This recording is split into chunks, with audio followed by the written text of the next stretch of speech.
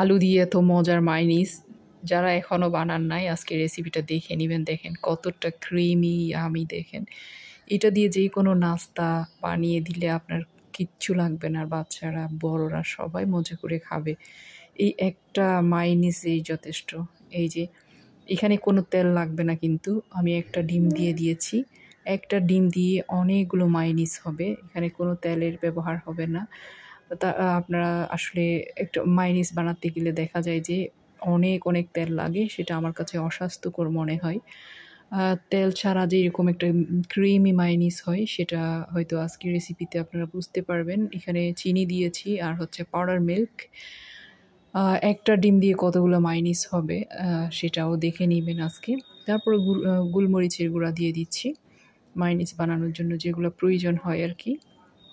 আবার এগুলো সব দিতে হবে, আর না হয় মাইনিসের আসল টেস্ট আসবেও না।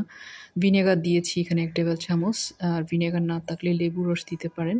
তারপর এখানে রসুনের কোয়া দিয়েছি 3-4টা, আপনারাও রসুনের কোয়া দিয়ে দিবেন। এখানে ভিডিওতে স্কিপ হয়ে গিয়েছে সেই ভিডিওটা, রসুন দেবেন মাস্ট। তারপর আমি এখানে টক দই দিয়েছি প্রায় 1/4 কাপের মতো। আমি টক দই দিই যেহেতু বাসায় থাকে, আর টক দই দিলে আমার কাছে অনেক বেশি মজার মনে হয়, এটা আরও বেশি ক্রিমি হয়। টক দই না থাকলে না দিলেও চলবে। মূল উপাদান হচ্ছে এই যে আমি একটা বড় সাইজের আলু ছোট ছোট পিস করে একটু লবণ দিয়ে ভালো করে সিদ্ধ করে নিয়েছি, সিদ্ধ করে নিতে হবে কিন্তু। তারপর দিয়েছি লবণ স্বাদ মতো। এখন আমি 1 টেবিল চামচের মতো সয়াবিন তেল দিব, আপনারা না দিলেও চলবে। আমি 1 টেবিল চামচের মতো দিয়েছি, আপনারা চাইলে না দিলেও হবে। এখানে কিন্তু নর্মালি 1 পাওয়ার মতো তেল লাগতো এই মায়োনিজটা বানানোর জন্য, সেখানে আমি 1 টেবিল চামচ দিয়েছি। দেখেন ব্লেন্ড করার পর এটার থিকনেসটা, এটা দেখলে এমনিতেই খেয়ে ফেলতে ইচ্ছা করবে, এত বেশি ইয়াম্মি হয় আসলে। এটা দিয়ে আপনারা রুটি, পরোটা কিংবা আপনারা যে কোনো কিছুতে বান অথবা ব্রেড যে কোনো কিছুর সাথে একটু স্প্রেড করে দিলে বাচ্চারা অনেক মজা করে খাবে টিফিন হিসাবে, কিংবা অফিসেও আপনারা চাইলে এই মায়োনিজ দিয়ে নাস্তা বানিয়ে দিতে পারবেন। আমি আজকে একটা নাস্তার রেসিপিও সাথে শেয়ার করব, আপনারা দেখতে থাকুন। আর এই রেসিপিটা ভালো লাগলে প্লিজ লাইক কমেন্ট করে আমার পাশে থাকবেন, আর খুব বেশি ভালো লাগলে একটা শেয়ার করে দেবেন।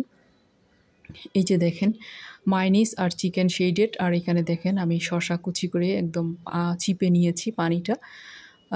চিকেনটা আগে থেকে সিদ্ধ করা ছিল, ফ্রিজে আসলে থাকলে খুবই সহজ হয়। মায়োনিজ এভাবে বানিয়ে 1 সপ্তাহ পর্যন্ত ফ্রিজে, নর্মাল ফ্রিজের কিন্তু রেখে দেওয়া যায়।